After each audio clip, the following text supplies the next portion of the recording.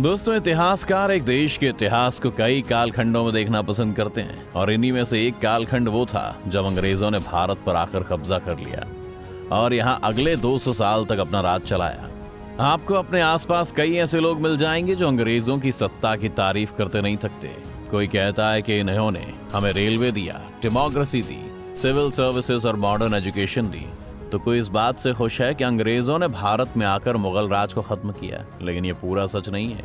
अंग्रेजों के राज के उन सालों में भारत के लोगों ने जो यातनाएं झेली वो कभी किसी दूसरे राज के नीचे हमें नहीं झेलनी पड़ी। लेकिन वे यातनाएं कौन सी थी, कैसे अंग्रेज भारत पर हुकूमत करते थे, ये सब जानेंगे हम आज के इस वीडियो में, तो अंत तक बने रहिएगा हमारे साथ। लेकिन वीडियो शुरू होने से पहले अगर आप चैनल पर नए हैं या आपने अभी तक चैनल को सब्सक्राइब नहीं किया है तो चैनल को सब्सक्राइब करना और बेल आइकन दबाना ना भूलें। ईस्ट इंडिया कंपनी के तौर पर भारत में आए अंग्रेजों के क्रूर शासन के बारे में आपको जानना है तो साल 1770 का यह प्रसंग सुनिए, जब बंगाल में भीषण सूखा पड़ा था और कई फसलें बर्बाद हो गई थीं। इस स्थिति में लोगों के पास खाने पीने तक के लिए पैसे नहीं थे और घर के गहनों से लेकर खेती और औजार बेचकर कुछ लोग अपना गुजारा कर रहे थे। कुछ समय बाद जब धीरे धीरे सब बिक गया तो लोगों ने अपने बच्चों तक को बेचना शुरू कर दिया और कुछ जगहों पर भूख के कारण लोगों ने अपने मृत संबंधियों तक को खाने में संकोच नहीं किया।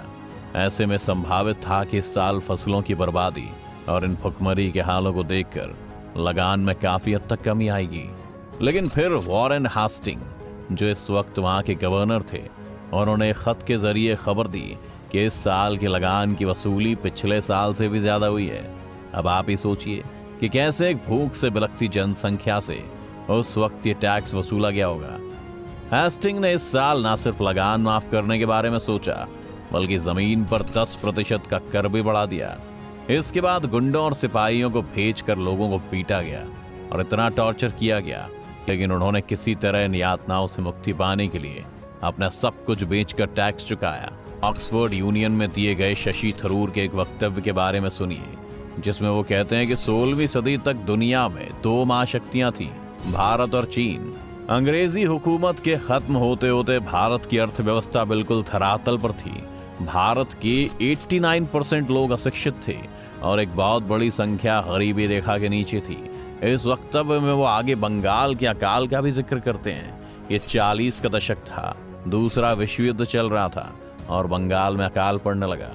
वहीं 1770 जैसी ये समस्या थी, खाने की कमी थी, लोग सड़कों पर भूख के कारण गिरे जा रहे थे। लेकिन इस बार ऐसा नहीं था कि खाना बिल्कुल था ही नहीं। अंग्रेजी सरकार ने बहुत सा अनाज विश्व युद्ध में लड़ रहे सिपाहियों के लिए बफर के तौर पर रखा था, जिसे किसी इमरजेंसी में इस्तेमाल किया जा सकता है। लेकिन लंदन में बैठे ब्रिटिश प्रधानमंत्री विंस्टन चर्चिल को बंगाल में लोगों का मरना एक इमरजेंसी सिचुएशन नहीं लगी। जब चर्चिल के पास इस अकाल की फाइल भेजी गई तो उन्होंने कहा कि उन्हें भारतीय लोग पसंद ही नहीं है। वो भारतीयों को ऐसी निचली नस्ल के खरगोश कहते हैं जो हमेशा बच्चे ही पैदा करते रहते हैं। चर्चिल ने फाइल वापस भेजते हुए फाइल के अंत में ये भी लिखा कि अगर स्थिति इतनी गंभीर है तो गांधी की मौत अब तक क्यों नहीं हुई है। ये प्रसंग भी दर्शाता है कि भारतीयों को अंग्रेज किस लायक समझते थे। ब्रिटिश ऑफिसर्स के सख्त निर्देश थे कि वो अपने यहाँ काम कर रहे भारतीय नौकरों की तनख्वाह ना बढ़ाएं। नौकर रखने का शौक भी अंग्रेजों को भारतीय नवाबों को देखकर आया, जिनसे वो हमेशा इम्प्रेस्ड रहते थे। और फिर जब उनका कब्जा यहाँ हुआ तो उन्होंने भी कई नौकर रखकर खुद को इन नवाबों जैसा जीवन देने की कोशिश की। उस वक्त के कई विवरण बताते हैं कि एक अंग्रेज ऑफिसर की रैंक को देखते हुए उसके पास 2 से 3 नौकरों से लेकर 50 से 100 नौकर तक भी हुआ करते थे, जिनमें भी जाति के आधार पर काम सौंपा जाता था। अंग्रेजों के बारे में जो दूसरी बड़ी भ्रामक बात है वो ये है कि उन्होंने जाति प्रथा को खत्म करने का प्रयास किया, जबकि ऐसा नहीं था। वो इस व्यवस्था से काफी खुश थे और ज्यादातर उनके नौकर भी वही काम किया करते थे जो जाति के आधार पर उनके समुदाय को करने के लिए कहा गया। इन नौकरों को लेकर जो अंग्रेजों की उत्सुकता थी उसे एक वक्त के चित्र में कुछ यूं दर्शाया गया है कि एक अंग्रेज एक टॉयलेट सीट पर बैठा है और एक नाई उसके पीछे उसके बाल और नाखून काटने के लिए तैयार खड़ा है।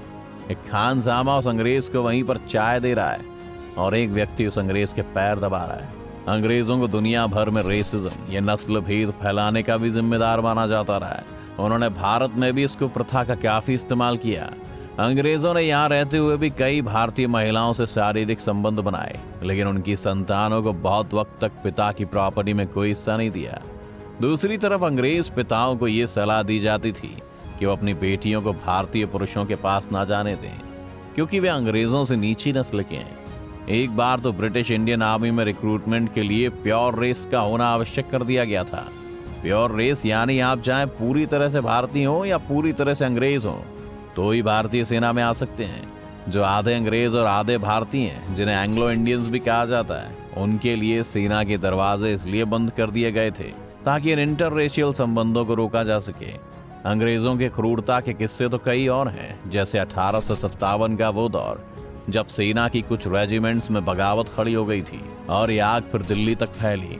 1857 की क्रांति के बाद अंग्रेजों ने भारतीयों को शक की निगाह से देखना शुरू कर दिया था, इसलिए अगले 1.5 साल तक अंग्रेजी अफसरों को खुली छूट दे दी गई कि वह सुरक्षा के मसले पर जब चाहे जो उचित समझे वो कर सकें।